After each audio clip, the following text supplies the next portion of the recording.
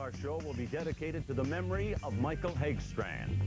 Life of Michael Hagstrand, better known to wrestling fans as Road Warrior Hawk. It was an early Sunday morning, October the 19th, when the world of wrestling was saddened to hear that Michael Hagstrand had passed away at the young age of 46. If you talk to his peers, as we have, you will find that Hawk has left behind quite the legacy.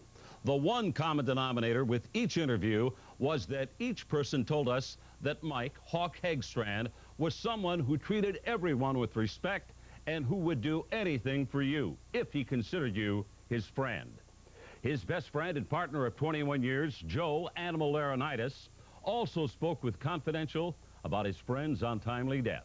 But before we bring you his comments, here is a look at the Hawk and Animal that we all know.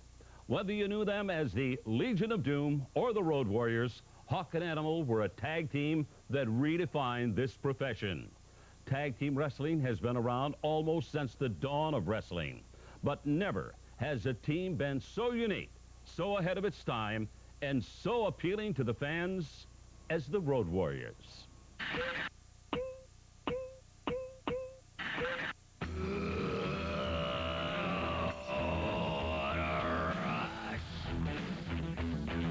Anybody who was a fan of professional wrestling had to admire the Road Warriors. As far as their mystique, their charisma, their larger-than-life persona, the Road Warriors were it when it came to tag team wrestling. They were the first to come along with sports entertainment in mind. The look, the big shoulder pads, the painted faces, and just the rugged look that they had. They had this aura about them that, you know, that they were invincible. The Road Warriors changed the landscape of not only tag team wrestling, but wrestling in general. These two are as tough a combination as I've ever seen come down the pike. No question about it, you knew that they were the star attraction of the match, of the show, of everything. It was just too awesome for words to watch them just destroy the guys that they were in the ring with every Saturday on TV. These Road Warriors, as I say, just continue to run roughshod over everybody. And brother, they are carnage unlimited.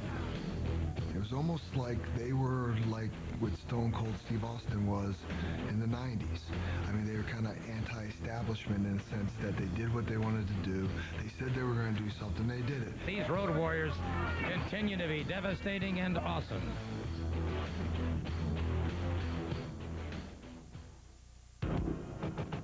The Road Warriors wrestled in every major promotion and were a major draw for every major promotion. I mean, I never knew how big they were until I actually got to Japan myself. And when I did, and the Road Warriors came over, I mean, people went nuts for them. They were right there with the Ric Flairs and the Hulk Hogans and guys like that. I mean, they were the tag team of the century. They were the greatest of their kind ever. And their name will be legendary in our business forever. When you talk about impact on the business and staying power, they'd have to be number one. The best tag team ever. And I'm not just saying that because of the situation. I'm saying it because it's the truth. We're talking about the greatest team of all time. The greatest team of our time. You get to witness the Road Warriors at their best. The first time I believe I met Hawk and Animal was back when we did the ECW Invasion on Monday Night Raw. I remember getting goosebumps. You know, when I first saw them, and I'm hitting Bubba, I'm like, Bubba, look, it's Hawk, it's Animal. I was like, what do we do? What do we do? What do we do? He goes, Devon, just play it smart, you know. Don't act stupid. Don't say anything that's going to make them think that you're just like a fan. I was like, but we are fans. We are fans. And he goes, just be cool. I'd been in the business then for about, 7 or 8 years, and it was so cool to meet guys that you looked up to, growing up. And I go, hey, Animal, Hawk, how you doing? Devon Dudley from ECW, blah, blah, blah. And Bubba's like, oh, dude, I watch you guys all the time, blah, blah, blah. And I just stop and look at him. I go, I thought you said be cool. He goes, that was cool. I was a little bit in awe of meeting Hawk and Animal for the first time. I don't know if there's another tag team that really comes to mind that kind of did everything the Road Warriors did.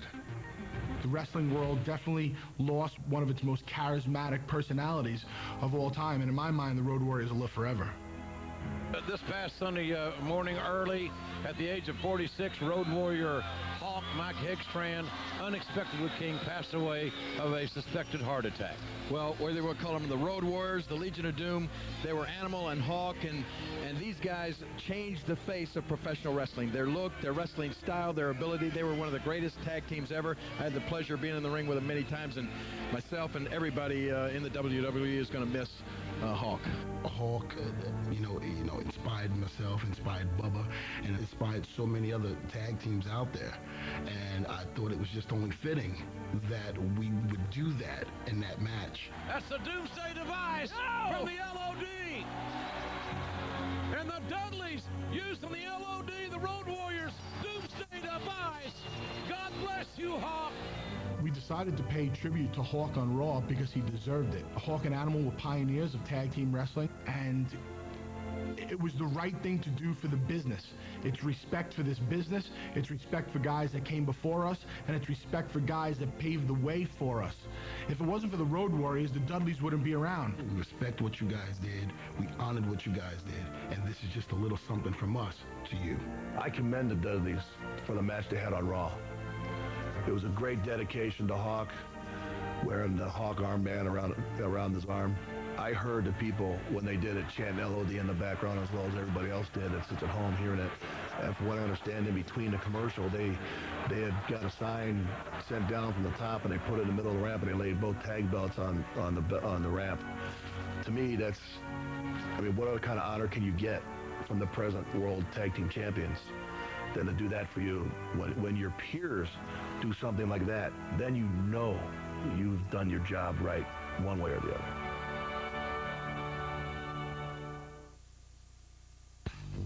Still to come, Road Warrior Animal talks candidly about the loss of his tag team partner and best friend, Michael Hegstrand. He had an empty feeling inside. It was a void that needed to be filled, and he was filling it with the wrong things.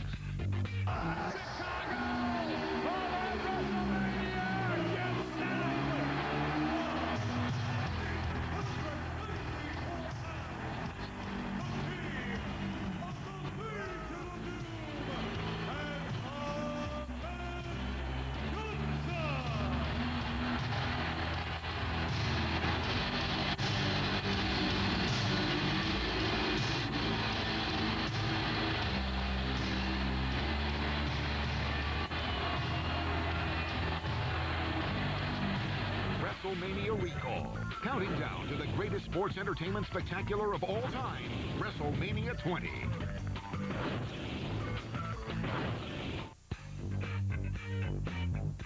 Earlier tonight, we showed you how the Road Warriors, and Hawk in particular, will be remembered by their peers. But how will Animal, Hawk's best friend and tag team partner for over 20 years, remember Hawk? Confidential got the chance to sit down with Road Warrior Animal, Joe Laurinaitis. When I first talked to Joe after he heard about Mike's death, he was devastated. I mean, he said his phone was ringing off the hook, and he emotionally didn't know what to do. And it's like losing a loved one. I mean, when you're partners for 21 years and you're a tag team like they were, they were there like brothers. I have to be honest with you. There was times I expected to look, 15 years ago, I'd expected to find him in a room. Like some of the other guys, like Brian, some of the other guys that have passed away, Brian Pillman, I would have expected that because of the demons and that, and him trying to fill that unhappiness. You can't assess the magnitude of the way he lived, and I mean that positively. He made the most out of everything. Anything that's happened to Mike now is something that he did and we did to ourselves, years ago. People will focus on the negative because it's just, how the world is now, that it's more pleasing to people, makes them feel better about themselves, I guess. But the other side of him, he was an awesome guy. He had an empty feeling inside. It was a void that needed to be filled. And he was filling it with the wrong things. He was filling it with the things he thought was a temporary fix.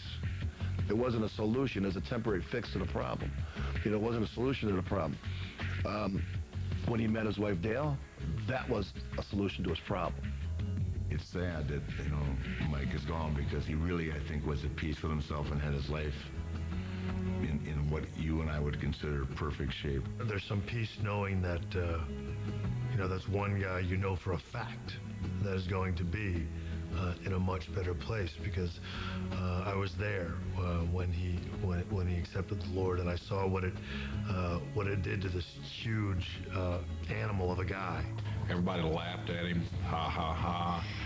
This man, did he really do it? But when Mike sat down and talked to you about his beliefs and his being saved, you believed him. You can believe what you want, because there's been a lot of guys in our business that have made a mockery about being a Christian. And I think everybody believes in God to an extent. You know what I mean? The guys that make a mockery, they know where they're going to end up going. But I watched with my own eyes. I watched Sean and I watched Hawk, arm in arm, and Hawk's wife kneel down and cry like babies, because they had that same void that we were talking about, those demons that they were releasing, getting rid of. And ever since that day, Hawk was a changed man. To see this man that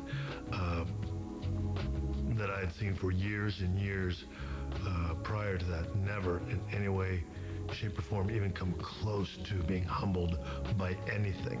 It shows that there's no wrong that you can do or no life that you can live where there isn't a guy tough enough that doesn't need that one very important thing in his life. And Hawk being a Christian, it was like he had won every title in this realm, in this ring, and now he was achieving another goal, and he was winning at that. And I'm telling you, man, when Hawk would get up there and tell these young people, I have more lives than a cat, I beat death 10 times. I mean, he literally did, man. From past almost ODs, from hitting semis head on, rolling his car. He used to have a cabin up in Leech Lake that he fell off the boat in one time with a goose down jacket and cowboy boots on with jeans. He sunk to about 40 feet immediately, man. He almost busted his eardrums and everything. And he had one last-ditch effort and made it up to the top. And there's a lot of guys that were there that'll tell you that. He did not survive all those things by accident. I firmly believe that it was a purpose that he survived it, and he believed that it was God's purpose for him to survive. I've seen Hawk at his worst, and I've seen him at his best. So has my family, in my house, out of my house, or heard it from me. And we loved him without judgment. You know what I mean? I loved Mike for who he was, not for what he did or didn't do. I think he felt solace with my family because it was a safe haven. My kids knew how much I loved him.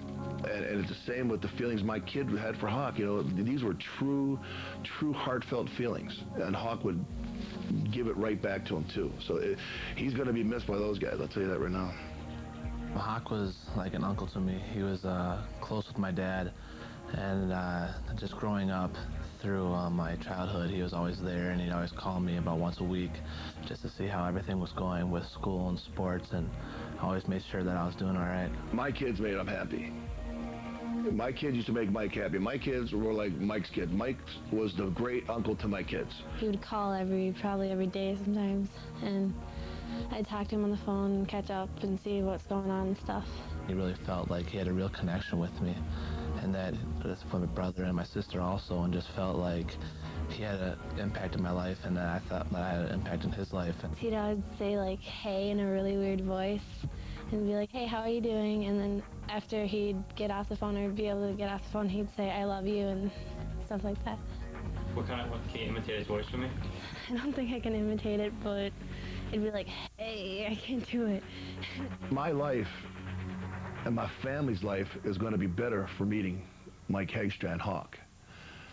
I'm never going to be the same without him. We're never going to be the same. I don't think the wrestling business is going to be the same without him. I will remember Mike as one of the sincerest individuals I've ever met.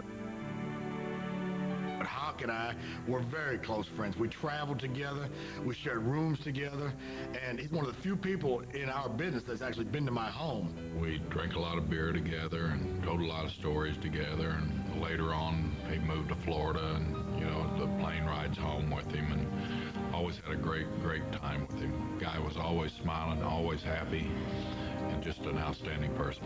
A lot of memories will go right there about Mike Hegstrand, Hawk. I think the best memory is probably the last one I had. Seeing a guy that still had the fire, still had the passion after all that success. We wanted to retire with the WWE. And that was Hawk's goal here at the end. He wanted to retire with the WWE. When we got the call to come do Raw, well, he said, yeah, sure, great, no problem. Oh my God! It's a Legion of Doom! It's Hawk and Animal! We got a standing ovation with Vince calls himself the Warrior Pop. Very few guys I've seen in the history of the sport of wrestling can go out in the ring, stand there, and just look around, and people erupt. And Hawk and I just happen to be two of those guys. He said to me, he goes, I'm so glad, Animal, that we got to reach the pinnacle of what we got to reach, and nobody else will be able to do it. And I'm telling you, another thing that he said, he goes, and I'm also glad I made peace with the big man. He goes, because I know where I'm, if I die someday, or I know where I'm going. And, you know, where he's at's where he's at now. I'm going to miss the words that everybody has heard time and time and time again. When you hear the, you know, you're never going to hear it again, but I'll hear it forever in my heart. The, you know, the, what a rush. You know, that pretty much speaks for itself. Oh, what a rush was a catchphrase that was identifiable to Hawk, and fittingly enough, that'll be the title of the Road Warriors book when it's released. Animal told us that he and Hawk had begun working on a biography, and while the book is not finished as of yet, Animal plans to complete the book and dedicate it to his friend. The Road Warriors and Michael Hawk Hegstrand will never be forgotten. Up next, a classic match in honor of Michael Hegstrand, presented by Road Warrior Animal. I think the one that stands out the most is Wembley Stadium. This portion. Events in our sport and what we've done in professional wrestling, I think the one that stands out the most is Wembley Stadium, SummerSlam. It was the most unbelievable sight I've ever seen. It was one of the first times that the World Wrestling Federation went over, or World Wrestling Entertainment today, went over, and we did a performance over there, and it was so loud. We rode Harleys to the ring that day, and even when Hawk went, you know, it was, what a rush. You cannot even hear the music or the Harleys going to the ring because the cheers were so loud. That, to me, after all the years of being in professional wrestling, that was probably the highlight and the biggest rush, like Hawk called it, that we've ever had together in professional wrestling.